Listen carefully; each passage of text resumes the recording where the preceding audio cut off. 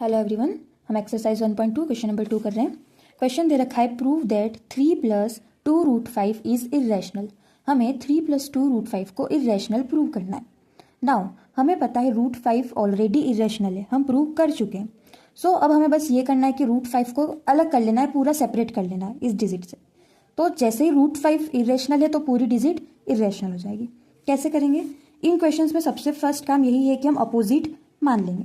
सो इसमें भी हम यही करेंगे कि लेट 3 + 2√5, हमें इरेशनल प्रूव करना है, हम अपोजिट मान लेंगे। 3 + 2√5 इज रैशनल नंबर। हमने मान लिया कि 3 + 2√5 क्या है? रैशनल नंबर है। ना हमें पता है कि कोई भी रैशनल नंबर होता है तो वो किसके इक्वल होता है? a/b के। सो 3 + 2√5 इक्वल्स टू a/b। एंड यहाँ पे a एंड b क्या होंगे? Coprime. a and b are coprime. a और b क्या है? को प्राइम है, मीन्स उनका कोई भी फैक्टर सेम नहीं है। अब हमारा काम स्टार्ट होता है √5 को सेपरेट करने का। सबसे पहले ये 3 सिंगल डिजिट दिख रही है, इसको हम इधर ले आते हैं।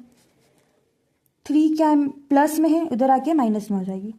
सो 2√5 इक्वल्स टू a/b। ये 3 उधर प्लस में था, इधर आके माइनस में हो जाएगा। अब जब भी कोई भी दो डिजिट के बीच में, अगर किसी भी दो डिजिट के बीच में कोई साइन नहीं है, मीन्स वो दोनों डिजिट्स मल्टीप्लाई में। सपोज हमने लिखा a/b, ऐसे लिखा हुआ है, तो इसका मतलब ये है कि a × b। तो जब भी दो डिजिट के बीच में कोई साइन नहीं होता, उसका मतलब उनके बीच में क्या है? मल्टीप्लाई। तो ये 2 और √5 मल्टीप्लाई में। तो जब इस 2 को हम इधर लाएंगे तो हमें √5 को अकेला करना है, तो 2√5 इधर लाना पड़ेगा। अब इसको इधर लाने से पहले हम इसको थोड़ा सा सिंप्लीफाई कर लेते हैं। यहाँ अपॉन में कुछ नहीं है तो एक तरीके से 1 है। ओके, हम एलसीएम ले लेते हैं। b और 1 के एलसीएम b आएगा। ठीक है, आई होप आप सबको एलसीएम पता होगा, मैं एक बार और बता देती हूँ। b और 1 के साथ कुछ भी हो तो वही आता है।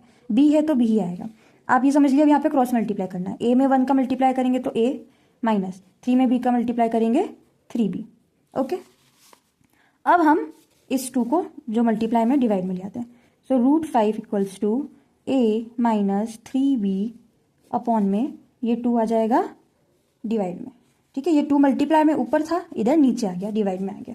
ओके, तो ये √5 अब हमारा अकेला हो गया। नाउ ठीक है, ये नंबर तो रैशनल हो सकता है। ठीक है, क्योंकि यहाँ a b इंटीजर से तो रैशनल हो सकता है। तो हम यहाँ से कह सकते हैं कि a - 3b upon 2b is rational.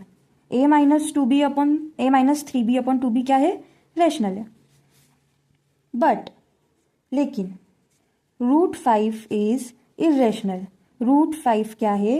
Irrational number है। But √5 is irrational number. ये रैशनल है, ये इरेशनल, और यहाँ दोनों के बीच में इक्वल साइन है। लेकिन क्या रैशनल और इरेशनल इक्वल हो सकता है? नहीं हो सकता। सो सिंस इरेशनल, हम ये बताएंगे कि ये दोनों इक्वल नहीं हो सकते। इरेशनल और रैशनल इक्वल नहीं हो सकता। Irrational is not equals to rational. ऊपर क्या आ रहा है हमारा कि दोनों इक्वल है, बट ये इरेशनल है, ये रैशनल है, तो ये इक्वल नहीं हो सकते। इसलिए हमने लिखा है कि since irrational is not equals to rational. तो ये क्या आ गया? एक कॉन्ट्राडिक्शन आ गया। तो this is a contradiction. Contradiction means हमारा जो भी हमने सॉल्व करा है वो क्या आ रहा है? गलत आ रहा है। क्यों गलत आ रहा है? तो अब हम लिख सकते हैं कॉन्ट्राडिक्शन। तो हम लिख सकते हैं कि अब हमारी एजप्शन जो थी वो रॉन्ग थी, इसलिए लास्ट में क्या आ रहा है? कॉन्ट्राडिक्शन आ रहा है, मतलब जो सॉल्व कर रहा है रिजल्ट वो गलत आ रहा है। सो बस अब हम लिख देंगे कि हैंस अवर एजम्पशन, हमने जो एज्यूम किया था पहले कि वो 3 + 2√5 रैशनल है, वो गलत है। So hence our assumption is wrong. हमारा एजम्पशन क्या है? रॉन्ग है। देयरफॉर, इसलिए 3 + 2√5 क्या हो जाएगा?